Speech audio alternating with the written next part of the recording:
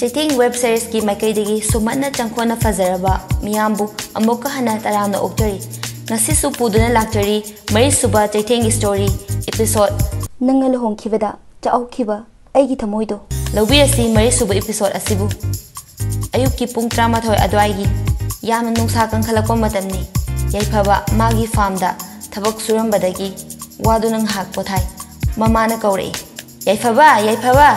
se sakse sida thamagi ko ima dingasi sorat ama lei adu nga hak chaluge hoima phare chakcho chatho matam chana chak chaw nasa sokani ko ima mama do jatki yaifaba humang taihoktuna magi pak chawraba farm dugi lafu makhong duda nga hak pothai aduga mamai da tariba humang singdo tapna taithoi mamanga tamna uriba khongnang panbida parijat leirangna yetuna chaukraba khongangdu salibado urei mathanda murum soli o othokna phajakreda leirang nangdi nakum matha lakpada kum khudingi sali aduga he layoreba khongnang panbi nangju ekhoina khangakpadagi ekhoi ipa ipu haktaktagi adum haurami hai nangju adum lengdana ngasi su hauri nangi phajabane parijat leirangna nangwada yetlaga satpada phajabane othokna phajareda ko o khongnan pambi nangdi kayada naraibak pharaba parijat leirang nangsu thadokte ko nangbu adum nathanungda yetuna leireda ko aduga aigidi kadai naitom tahoraba punsi se aingonda yet khidre mahakna aibu thadokuna chatkre ningsing laida nangbu ngasisu adum ningsingduna leiri aikhoigi lamlong ahum phangbagi jingyagi khongnang pambi parijat pambina leiri makai aiki punsina leiri makai nangbu adum ningsingduna aina lehuragani adumna wakhal khalingaida efaba pham senaba mateng pangliba pungo kori dada e kaidore pungo asongi napi sabi se phadok na batawra se dada keji ani makhai ahulomdi loina taramani imoyu kuidre numit mangani khakta ngaire imoyu hayeng ne haibado aduda loina pharaje hoida aduda aing hak yumda karaga chak insing sathoklaga potharaga amuk lakjage hoi nangi makha thangbagi oksingdo loimak dana hapiramabo hoida loina pamme aduga sanjar sisingdugi saji asangbado loina hapamabo dada hojik loina hapamme horen nungthil amu hapaga yarani fare adudi nang chacharuro asumna pungau chatki yaifaba mamana thilamba tifindo hangdoktuna yengi kari insang no haina hek hangdoklubada chengumga puklaubiga thongba matum chawna mahi dap launa chengumsu chawna yauri insang do ubada amuk ningsinglai magi hokraba wari singdo hentoisna nanga thongba insang do pa puraba aigi punsisina amuk hana chaba phangaroiko nakuttu makna thongba insang mathel kaya chaba phangambani ko adubu ngasidi phangkidre punsigi phangaroi nangna haikibadai aina luhongkhiba matamda thamoina chakna aingoda phone nangna luhongkhibada kaikhiba aigi thammoido haina adubu henthoi ngasidi amu aisu kahewrido nangna luhongkhibada kahewre aigi thammoi ngasidi amu numituda aina phone pairkhiba aduna aroibani takiba nangi khonjelduna aroibani aigi thammoisu kaikhibani nangi wahaiduna asumna yaifaba tapna nonthagi chakto chage tawambadagi chaba yadre adum makum khumjin khare aduga ningsinglai magi haukraba waribu matamdo yaifabana inkhalakpa jahi kunmuk surakpa matam college tamlingaidani ningthina masak matau phajaraba inglemlaba yaifabagi saktamni phone lai henthesnagi insang do thongrano ka insang no noigibo nangne yamna pamjaba pulaubiga chengumga thongi is adudi matunga do ina pamjabado khara chawna khangi kaidarage ima chak thoni na hojikta iru lujal loraga kakibani amukta haihurkige thamage ko asumna phone thami aduga chaksangda onsenduna mamada lawi ima ekhoigi jangdo thongrano ye pira agi ye mamana chakhumdagi laurei Is onthongna phareda nungsa haigalakpagi hingol subagi wabaga chakse prap prap thongamage aduga charasi tanjaduda efabagi manaw nupa yesnana umu haire tamo kai injang ni haige ekhoi itei magi dubo o punglaw biga chengung gani as adudi ima cha khare hena thongu he ngasidi chak konadabra khangde nungai anakpada itei ma lebase injang hauna cha phangi moigi ngagi phanga toksele ngari to ina char he kanagi porom thongba napi chabi thongba rau thongba pulawi thongba chare toina yefabana ibungo nangna aikoi sai thongba chaw noi sai na thongbadi nongmuta cha phangdrine yesnana astamo khaga wangani kedorge aikoi ga moige je gari thorga chatpada pung ani ne laknarije adunadi moidigi injang lawraga cha doi charu aduda tingdoi thaudugi selduna ngare chabana hena fai kedorge yumda la kanda adum thongalage masi angang sidi haidaga makoi puna noi yefabada hedoi sana nang hak lerga phone tori lao thoro ai thore e chinyagi khongna makhongda ai injang puraga la e aikoi babagi tingkot ama thido amaga noigi hana hapaga pura ini khangaba asla ege dorge phone thami adagi yefab chenki chinyagi khongna makhongdo parijat nasu ningthina yetuna sali parijat na satpa madamni onthong nasu phajakre adagi yefabana he yoropaga endosna su yori yefabana is manam sidi haudo mali he wang long na pai ini manam hana hawtedi kaino aina thongbo se pikthan mane tengko achauba sima nakhoi imung mi mari gidi konarani yefabana konarni aikhoi babaji nangi injang hawena loire aikhoi ima suni ima di harau bana loire ngasi su ingkhol karakpagi chak thongba tawbada nangni injang pirani thongrono haibaduda ima di harau bada loire lehuri bani ado insang se somna yumda thonganuda aikhoi gi yum haidi nayum aseng bada oina thongaje hedesana thongadamni kaino ibungo ibani adum thongadaw leire aduna nangisu narnai thongsallo aigisu kana thongsalini aduga nungaina yum pangadabane paisa amta leitana yum panbado aidi pamdeba hoi aisu tongsanjari bema nangna takpidana oza faramina satra fare ai chali amana loire ai cha amuta chathokhige asumna yefaba chenki hendesana yingdun lehowi noktuna aduga masu mayumamda prap thuna chatki yefabana mamabu kawduna chele ima aina chak thiramo haibado thirabo aina injang pure e manam sidi nungsi krasani chaning mana ngawri mamana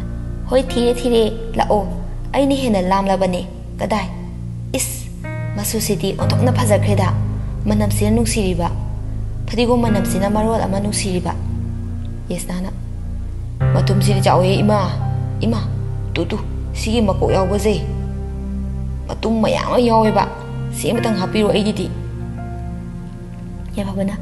is masi angaji yengune makok sidi babagi ne khangabro yesana makok ani sui kaino yefabana masi angangi di mana chauba cha de yadabane mamana noi babagi hana khaidok piramage aduga punna chaminarasi aikhoi hum punna ko machimana anina oima asumna mapagi khaidokre nikhina uptuna chagupna uptuna thamkre mapagi chak saru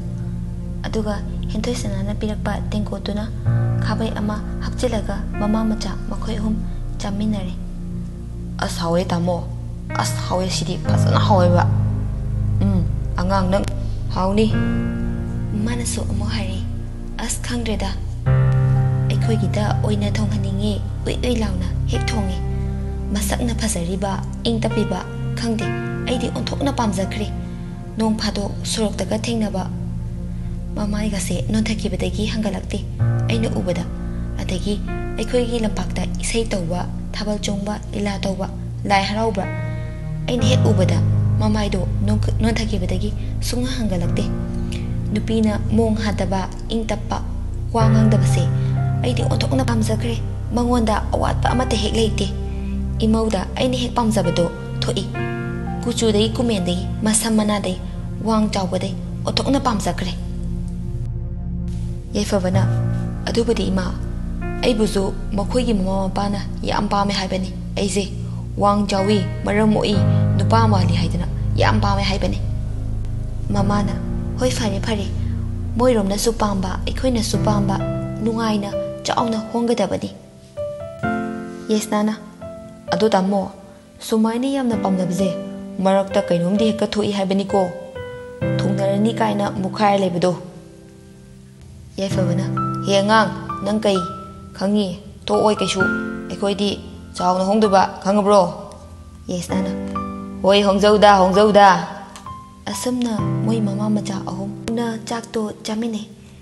numida waramda mama lawdagi chalura kari mam jingai mathamni aduko mama na hai asye phaba moigi farm dugi paliduda sebot anaubana maron ama phawriba aikhoina asum lawdagi karakpada yendemna phawriba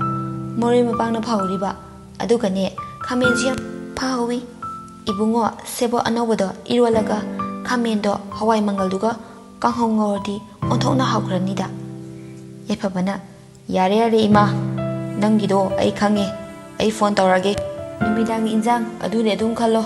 aduni thongdoise adum khallo yare mamana aikoi gidi inkoldi pikpanina karisu thabam leite aikoi gisu mamangda leiriba lawlora ase pham ontho azira kaino aduna farani de ima asumna yefabana henthosnada phone tawi akoi mana hauzik law karakpada noigi farmda sebor kaika yam palhawe hai sagriyo khameno kaino mayam ama aduda imana irolaga kahau saninge hairine kamdau seba henthosna hoi yare ngai hakleraga chingagi khongnangdo adu thingnarase ai heklukige babagi imagasu farmda isitnena karakte ngasidi yam chilli moizu thabak ngada chamanana ngasu saningdre ai chak thilugadabane ado aisu phije hayeng losingadabane hangsit imphanda kage tawbane aduna chak khak thongage thabak chinbanina noide amu injang piro ironba kahauga akhoi injang kamda thongoroidabani ko akhoi inem bagna ironbado yam hawi mahiga kungaga yam oiname kanghauga do yam mona ngoroga yam haweba efabana hoida pirage insang dudum khariam na helo insang do khariam piro ko imung ani gi ni thongdoise fare ai nga halerga phone tawragi asumna phone thamki phi saramdagi hindosna rombo chakha achauba ama puraga chatki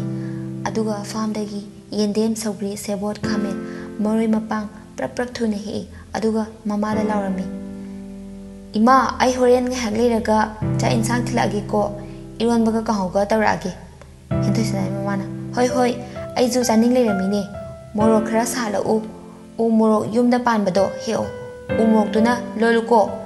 ngalaka lolakano u morok atekpado adu ngari da noiselaga lolo aduna manam nusiba hoi ima akhoi ine bokta haike akhoi ima ta kitana amo asumna noknotuna rombo che khaw sobdo pikthana insang do puraga kari aduga phone tawi yaifabada la o ai hinjang hi aga kari farm dagi oho la nusibi pamubi hendesnana yarida khara hayadi mina takhraga mina kalakpana loramane ba o taning tajau aidi koilaw bu lawre khalini kai han lawdoi ba o ai la lagane nanakta lawrge dum khango hendesnana masi nupa sidi hendesna so yosle jingyagi khongang panbiduda parijat lerangna fugaina salebado mari chatuna chawkraba khonangdu pukoi koisinduna chawkraba khonang panbido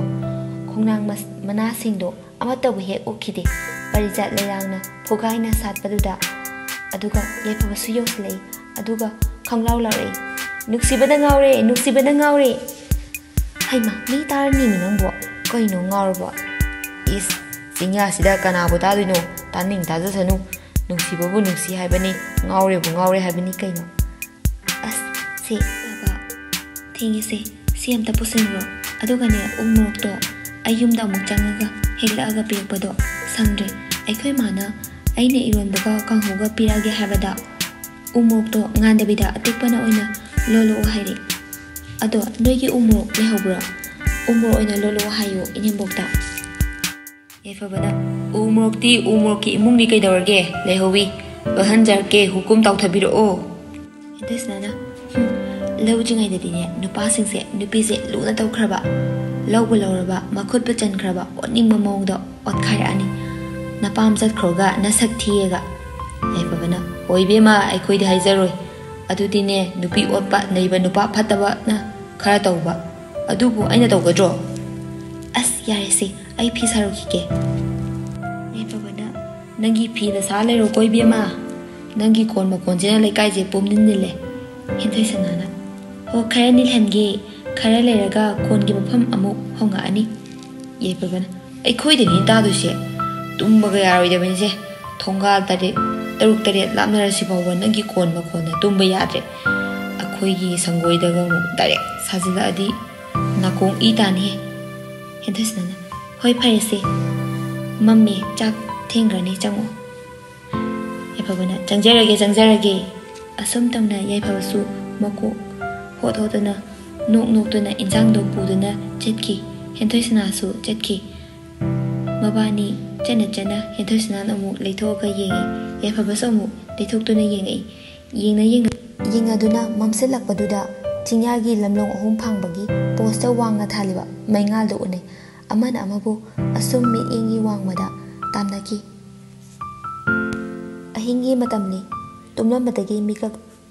ꯊꯣꯛꯂꯛꯏ ꯌꯥꯏꯐꯕ ꯃꯥꯗꯤ ꯑꯗꯨꯗꯒꯤꯗꯤ ꯀꯣꯟ ꯃꯈꯣꯟ ꯇꯥꯔꯛꯏ ꯀꯩꯅꯣ ꯃꯥꯅ ꯍꯧꯖꯤꯛ ꯐꯥꯎꯕ ꯀꯣꯟ ꯁꯥꯔꯤꯁꯤꯕꯣ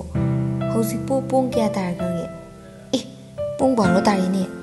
ꯃꯁꯤ ꯅꯨꯄꯤꯁꯦ ꯀꯤꯕꯒ ꯑꯃꯠꯇ ꯈꯪꯗꯦꯅꯦ ꯍꯧꯖꯤꯛ ꯐꯥꯎꯕ ꯐꯤ ꯁꯥꯏꯅꯦ ꯃꯁꯤ ꯅꯨꯄꯤꯁꯦ ꯑꯃꯨꯛꯇ ꯉꯥꯡꯗ꯭ꯔꯗꯤ ꯌꯥꯔꯣꯏꯗꯧꯔꯤ ꯐꯣꯟ ꯑꯃꯨꯛꯇ ꯇꯧꯈꯤꯒꯦ ꯇꯧꯁꯤꯜꯂꯤ ꯍꯦꯟꯊꯣꯏꯁꯅꯥꯗ ꯐꯤ ꯁꯥꯔꯝꯕꯗꯒꯤ